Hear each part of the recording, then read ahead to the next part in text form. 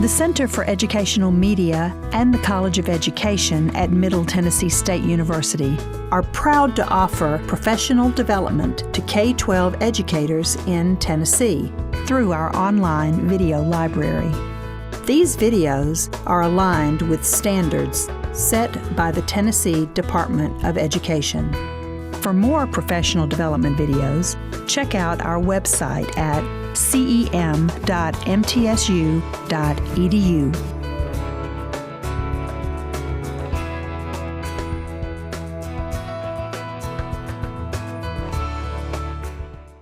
So today we're going to be talking about political cartoons and how you're going to highlight, how you can use imagery and political cartoons to really tell another story. They can add to your content. How many of you guys use political cartoons already? Thank you. Okay, so there's a ton of political cartoons. There are a ton of political cartoons available through the Library of Congress website. We also have political cartoon lesson plans you can pull from. The political cartoons in this lesson plan are specifically for the Gilded Age. So this lesson plan is for 11th, 12th grade, my high school U.S. history teachers. This is for you. But these strategies that we're going to talk about today can be used for any grade level, any content area. You can fix it to make it fit what you need. Okay, so as we are starting our investigative question, we're going to be looking at what do these specific political cartoons tell us about the Gilded Age, about society during America's Gilded Age. So think about economic, political, social, all of those aspects. What do we know about the Gilded Age? I know you guys are teachers, so you're going to have a little bit more of background knowledge than our students might have when we first start talking about the Gilded Age. What do you know? Not all at once. Are you asking us? I'm sorry. Yeah, you're asking us what we know. Yeah, okay, I'm sorry. What do you know? No, I thought we were still working on the investigative question. I'm sorry. Sorry. Let me be a little bit more. Tell me what you know about the Gilded Age. Wealthy industrialists. Mm-hmm. Wealthy industrialists. Okay. What else? What Immigration. Immigration. Good. Labor. Labor strikes, labor unions. Royalty right? in America. Yes. What we would have had as the royals of America. Royalty. Okay, maybe like our robber barons versus captain. Well, the famous names is what I'm really name. The Rockefellers, the names that you see, the Carnegies. Yes, your Rockefellers, your Carnegies, your J.P. Morgans, right? Those types of names. So, industrial kings in America. What else do we know about the Gilded Age? Time of expansion and Indian, Native Americans, assimilation. Okay, good. So this is happening like 1870s to 1900s, that kind of time period. It's a loose kind of, some people say 1870s to 1890s. We're going to say 1870s to 1900. So this is happening at the same time as Reconstruction. At the same time as a lot of your Native American assimilation and different conflicts are happening. So we're expanding west. You have all of these different things going on in America right now.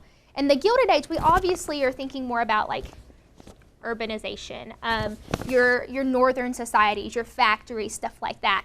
So the Gilded Age, I think, it's more defined in the industrial area, but we have all of these things going on at the same time. So use this to provide context for your students. If you're teaching region by region, like this is happening in the South, this is happening in the North, and this is why America is the way it is at this point. So providing some context is always key for our students, right?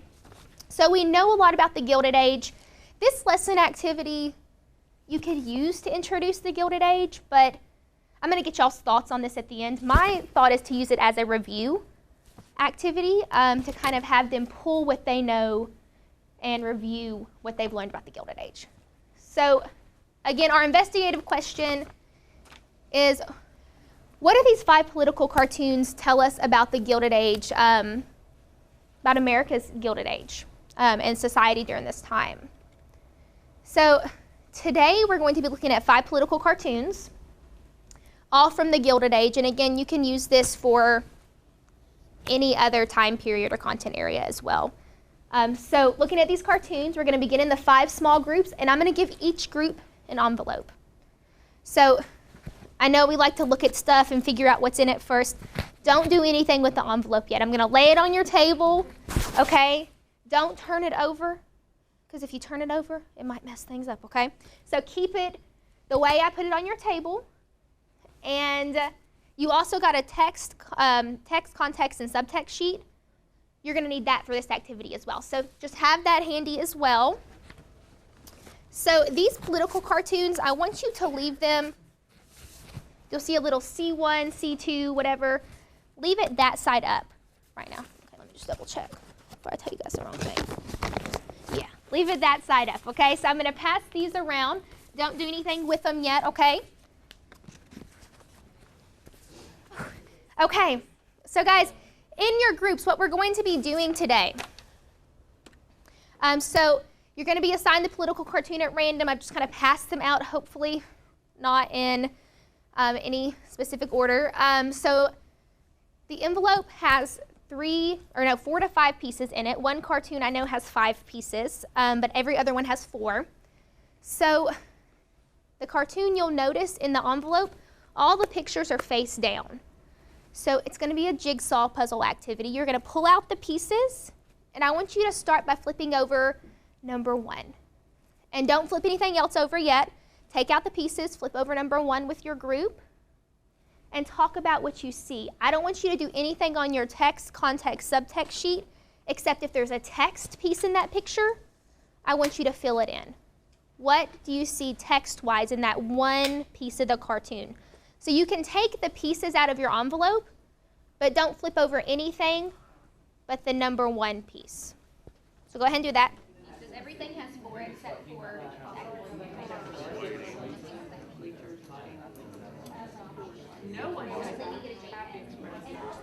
All right, guys. So flip over number 2. See if that helps you out in any way. Flip over number 2.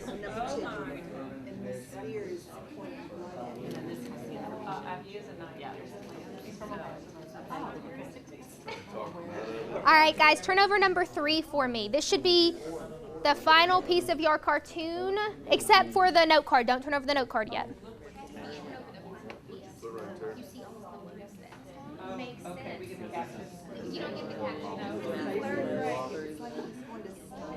All right, guys, so you have your full cartoon turned over now. The 4th piece or the 5th piece in y'all's situation,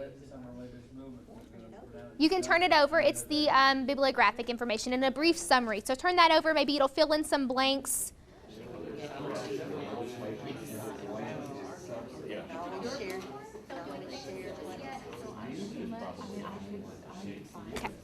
All right, guys, so you might have noticed I put a Post-it note on your table. Don't do anything with that yet. Hopefully I did this correctly. I teach social studies, not math. We will see. But you're able to see the bibliographic information as well as a brief summary for your cartoon. I like to give this to students as well just so they can see the final piece. What is this? What are you supposed to get out of it?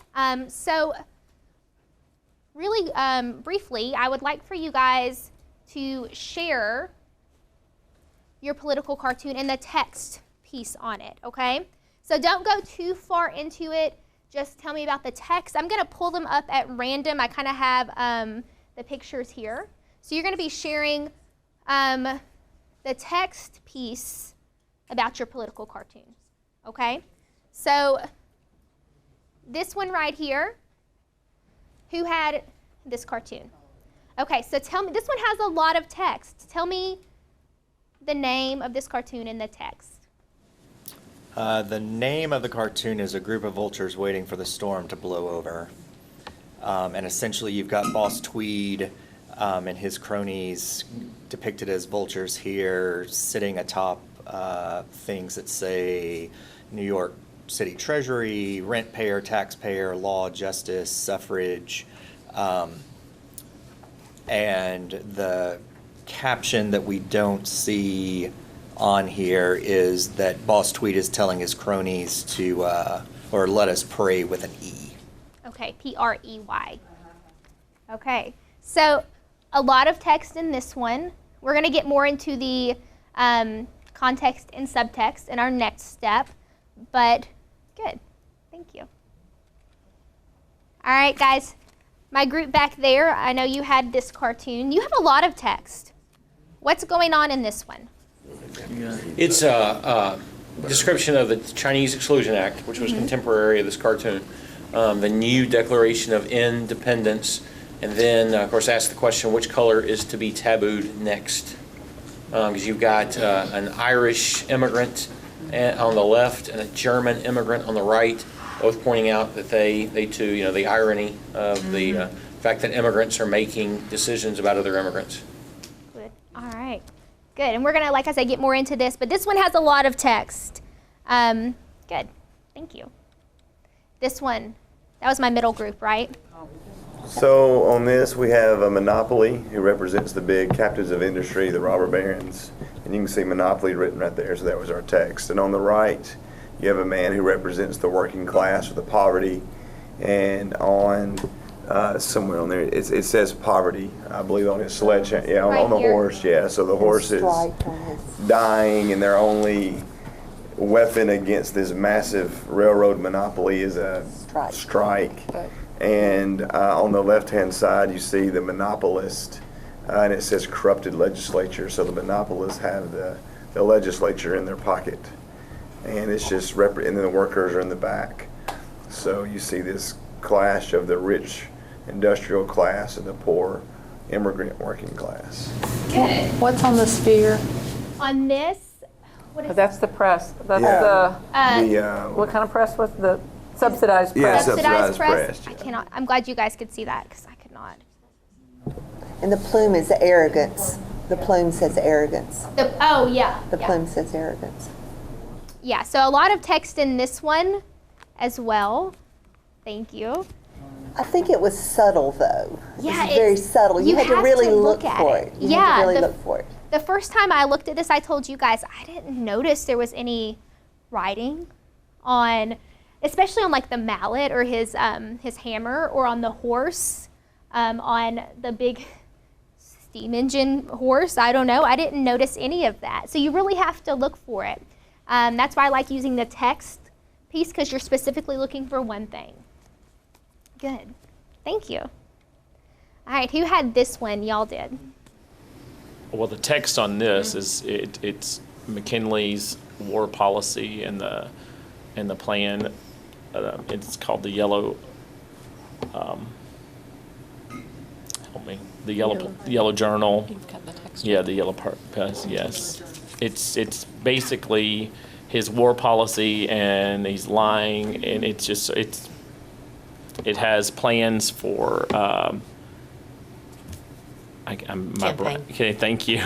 The plan for the campaign is underneath it there and the gentleman has the yellow journal under his arm over there. Good. Yeah, so we see President McKinley's war policy and, like you said, the plans for campaign or for battle underneath. You also have this guy standing there with a yellow folder that says Yellow Journal, War Plans. So I don't know, we'll get more into that in a minute, but a little bit of text within this one as well. And what was the title or the name of that cartoon? The Yellow Pest, putting his nose into everything. Okay, so might want to hold on to that. Thank you. All right, and my last group, I guess I did do these in order. That's kind of proud of that. All right, my last group, I can't see you, so I'm going to move over here. Sorry. Tell me about yours. I think I still have more questions than I have answers, but it's an 1882 cartoon entitled A New Bull in the Ring. It's talking about an anonymous third party going against the two major parties. It's dealing with corruption and news of corruption that took place a decade before, but obviously still in the press. I know the Pendleton Act is passed right after this with Chester Arthur. I'm just not sure what the anonymous new party, are they talking the mugwumps or are they talking? Okay. I'm just not sure, you Yeah. know, so I still have some questions. Okay, hopefully we can answer those questions as we go on. There are also little patches on the elephant. Yeah, he looks shabby. Can anybody see what those patches say? Yeah, one's credit Mulberg, Uh-huh. and this is would be basically the birth of the Republican Party, with that being the elephant. Back pay and Okay, good. Something 1880. Oh, I can't see that right there. Let's see. I can see it on the computer. I can't see that far. I'd have to look at the cartoon on paper. But I'm going to leave that open, the text piece of that open, because we're going to do something a little different now.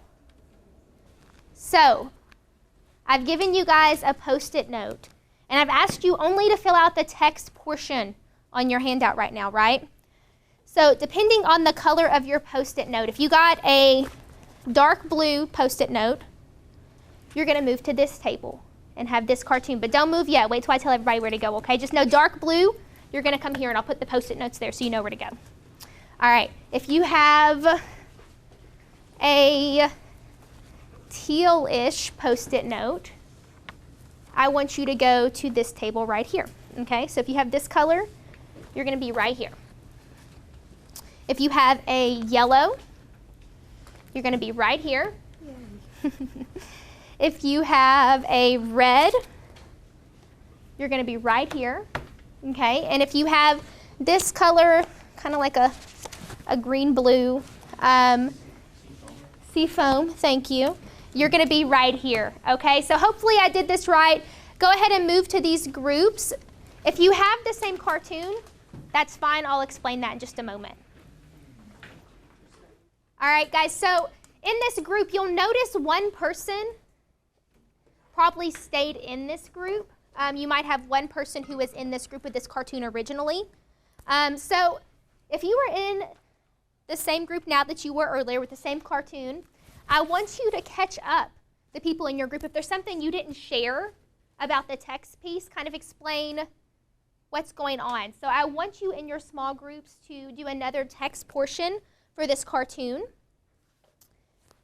And then you're going to go on to do the context after that and the subtext. So in the context, what's going on in the time period? That's why I wanted you guys to start thinking about the Gilded Age. What background information do you have to help you make sense of this political cartoon?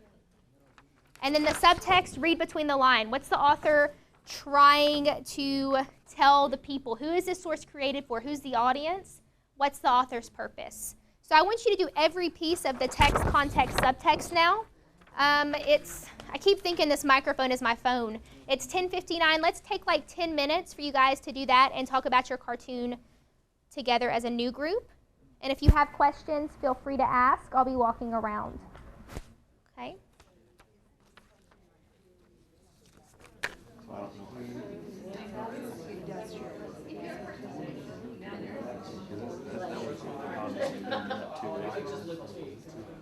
All right, guys, so as you are finishing up your Post-it note, go ahead and put it somewhere on the wall that people can walk around and see it.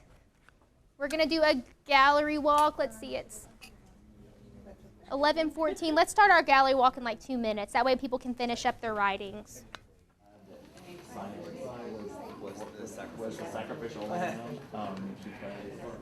All right, guys, so as you're finishing up, we're going to do a gallery walk really quickly. I say quickly, take your time. We're going to do a gallery walk. As you're looking at the gallery walk, I want you to look for similarities and differences in the cartoons and among the cartoons, and think about what larger societal questions these political cartoons are asking or presenting to the public about the Gilded Age. So go ahead, get up, get some blood moving.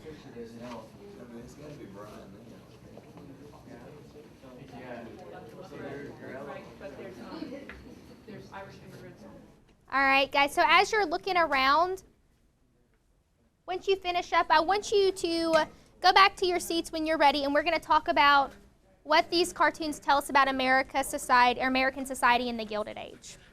Let's go back to that investigative question.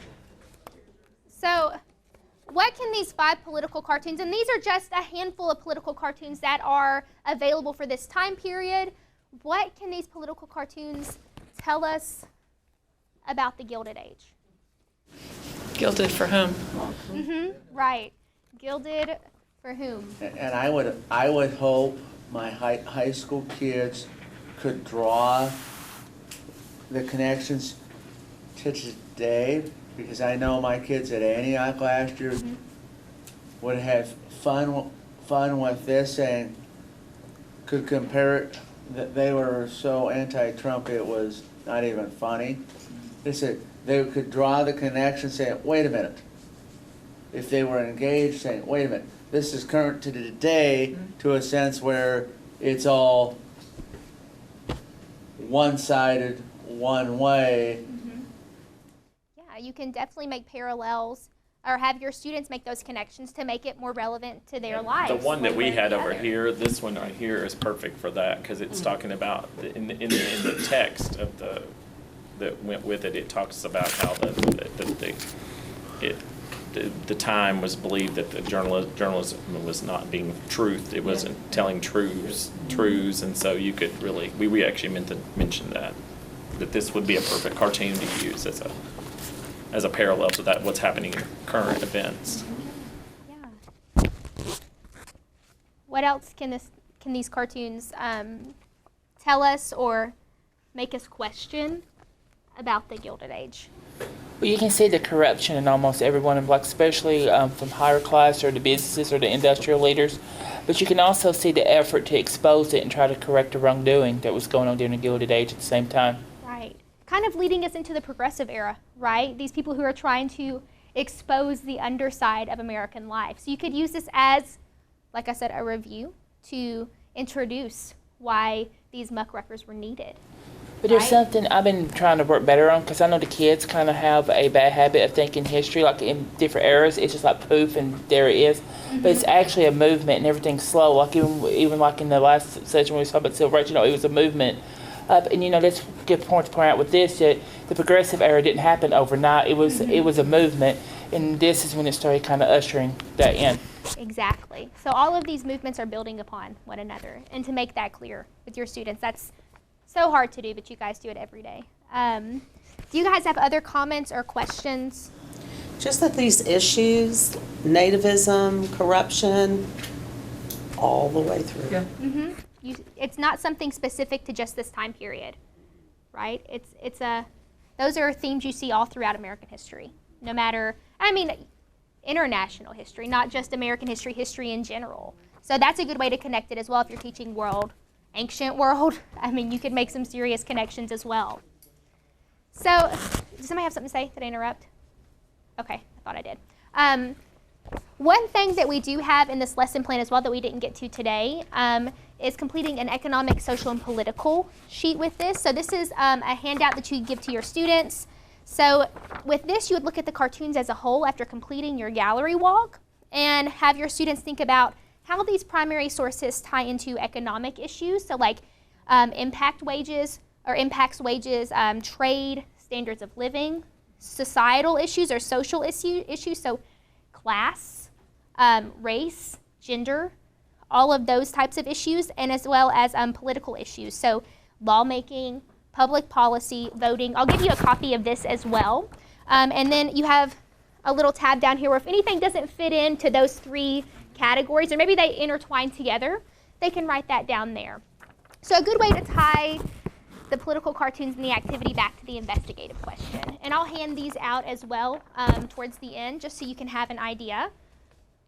So I do always want to ask you guys, could you see yourself using this or something like this with the strategies in your classroom? I just be transparent. I'd have to build my kids up significantly, even at the 8th grade level, and I'm planning to even introduce political cartoons when they're doing the Revolutionary War projects this week. So maybe something you build up to. I taught 8th grade, been there, done that, I understand. But yeah, maybe something you'd introduce as you build the content knowledge for them. What other suggestions do you guys have? Could you use this in other content areas with the strategy or strategies with the text, context, subtext, ESP that I'm handing out? as well as I'm sure you guys use gallery walks all the time. You could use it as an assessment from the standpoint of, we were talking back there because there was somebody back there that teaches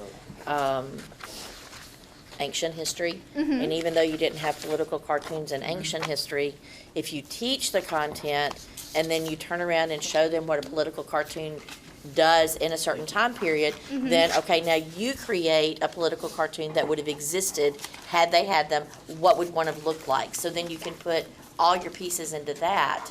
So you're doing it in reverse, but it's still, it takes them to a new level of thinking. I like that idea. That's a great activity to do for ancient. I never even thought about it like that. We did ancient god or goddess had to create their own, and then we did a gallery walk where they got to discuss what were those powers that you put in. That's so cool. See, just things like that. If you have other suggestions for interactive learning, no matter the content area, grade level, anything like that, any suggestions for this lesson plans or way it can work for you and you can't think of them now, feel free to email me. I'll put my email on the last slide. All right, guys, do you have any questions, suggestions, anything like that? No? All right, well, thank you so much. Oh, what just happened? Okay, if you have questions, please, or comments, feel free to email me. My email is right there, or email Ms. Duke on our website. It's ljs3t@mtmail.mtsu.edu. So if you have suggestions, want materials, anything like that, if this lesson plan isn't posted yet, email me. I'll get you what you need, okay? Or email Ms. Duke. Her email's on our website as well. All right, guys, enjoy your lunch. Thank you so much. If you want to take a source with you, that's fine. I'm not going to hoard them, okay? Thank you.